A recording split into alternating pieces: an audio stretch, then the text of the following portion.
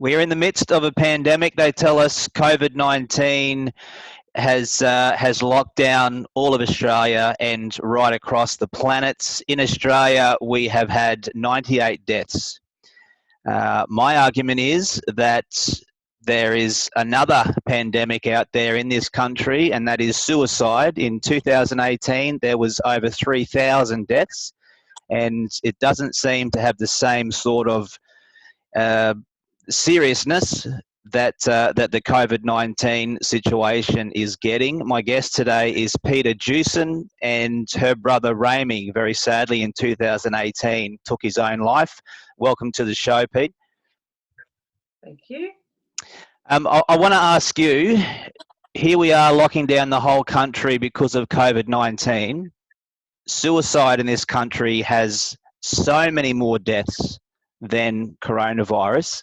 Are we doing enough to help those that are contemplating suicide? Well, obviously I don't think we are, because we're in in the position where the treatment didn't work for my brother. So obviously not enough's happening. I feel like it's almost a one treatment process, like a one treatment option process for them as well. So there's only so many options they have, and I think that comes down to research and time spent, money spent to give us more options to help. Sure, and it's worth mentioning too that your situation is unique, like each and every one is different. Yep. Raimi was 38 when he took his life. Leading up to that, did you know that he was having some challenges? Yeah, so he went through a couple of pretty rough months just beforehand, which was odd for him. He hadn't acted like that throughout his life. He had obviously, things throughout his life that he had to go through, as any person does. But yeah, the last few months were pretty crazy. And in that time, I know he did attempt to take his life a month or so beforehand. Yep. Is that correct? Yeah, he had a pretty serious attempt, yeah. And in that time, you guys assisted and he got some help?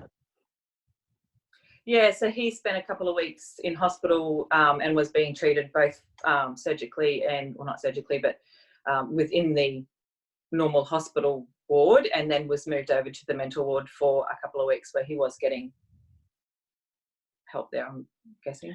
Okay, and for him to then come back out, did he have to pass any tests? Did he have to tick a number of boxes to say that, he's in a good place? From what he told us at the time, and I'm not sure, the truth in it, but apparently they needed a bed for the weekend, so they sent him home for the weekend. And we sort of realised then, well, we're not going to take him back in. He's obviously being let out. Mm.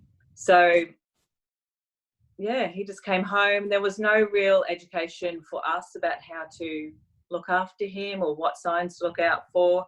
Yeah, so basically he was sent to be treated within the community, which is something that they do. Explain that to me. What does that mean, getting treated in the community? That means you basically just live at home, but you still have contact with the people that are like assigned to you. He had a counsellor, I think, that was calling him either daily or maybe every couple of days or something like that. But he still lived at home and, went about your daily business as you normally would. Okay. It's hard to know why people do what they do. It's hard to know what's going on in their mind. Raimi had a workplace incident in his early 20s. He did get some support at that time. Do you think that was adequate back then? Well, I don't think so, because it did grow. The problem did grow, the PTS. What did you call it? PTSD. It obviously didn't get treated properly back then, because it did affect his life, and he had reactions to things that people might not react to the same way as he did. So it is something that he had to deal with, I guess, probably daily for him, like trying to get that balance back in his life. So, yeah, I guess it wasn't treated properly back then. What do you think? Is there an easy answer to what might have saved Raimi? If he had got X amount of support, if something had been done differently, could we have saved Raimi, do you think?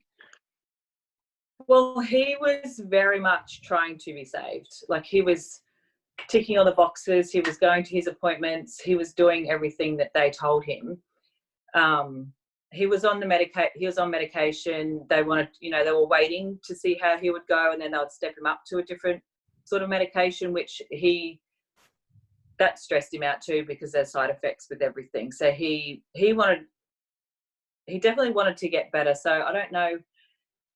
I think the people it's hard to say. I think if we involved more people around them or something, like I said, I think they called it the tribe, like get your tribe around you or something like that. But yeah, that's hard to say, that one. I know, being a sibling myself, I can only imagine what you went through and your mum went through and your whole family went through. Do you have moments where you think of the what ifs? What could I have done? Oh, yeah, for sure. Yeah, for sure. That extra phone call or putting your foot down a bit more, because I know Mum got a bit, pushy at the hospital for certain things, getting him moved to different places. And yeah, you think you need to, I think, to maybe be a bit more forceful with this treatment. Like, you sort of go along because you don't really know, but 2020 hindsight, not fun always. But definitely would have pushed for a stronger treatment, I think. Like, maybe keep him in for longer, keep him in the hospital for a bit longer. Yeah. Obviously, we can't go back and do that. But what advice do you have for other families or other sisters that think that there might be someone in their family that's struggling with their mental health? Well, it's easy to fall back into your habits. Like, you think, oh yeah, they're okay, he's got the help he needs, he's going about, he's starting to go back to work. But it really isn't like that. Like, I think it lasts a lot longer than a few weeks. Like, if you go back and say, stop going to work, like, don't go back to work, and just be around them, I think they need almost like 24-hour surveillance sometimes, because it can happen at any point, any day, any time, anywhere. So I'd say just more eyes on him would have done it. Did he have a significant other at the time? No, he was single at the time. Yeah. Do you think that he was reaching out to you guys just to, as you said, be with him, or maybe friends? Or was he becoming more of a recluse, do you think? Oh, yeah. He couldn't leave the house. So I know he was sort of texting friends, sort of trying to make amends, because he had, during the last few months, he had done some things that people didn't want to be around him for. So he was trying really hard to make those amends with people, and that added to his stress and that his depression as well, that things that he had done. And if he had been treated properly, probably for the manic stage that he was in, he may not have done much stuff that made him feel more depressed. Does that make sense?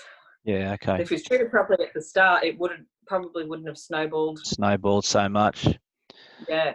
You can maybe stay on top of things a lot better. You're more equipped with the right mental tools, perhaps. As I mentioned at the start, COVID-19 lockdown, the whole country, we're getting updates from our Prime Minister each and every day for this so-called pandemic.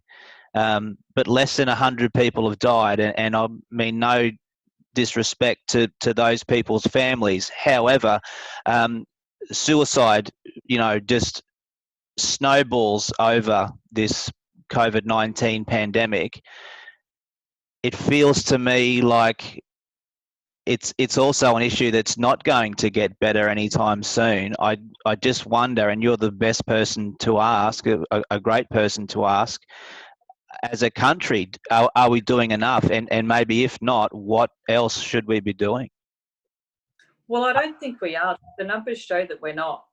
I think the research into the mental health side of it needs to really be shaken up a little bit. It's like I said, it's almost from my experience only, it's almost like everyone's under the same umbrella who sort of comes in with a bit of a mental health problem. You're treated the same way sort of thing, whereas there's so many different reasons why people behave that way. So yeah, I'll just say put some research into place and really get some proper treatment and see what happens.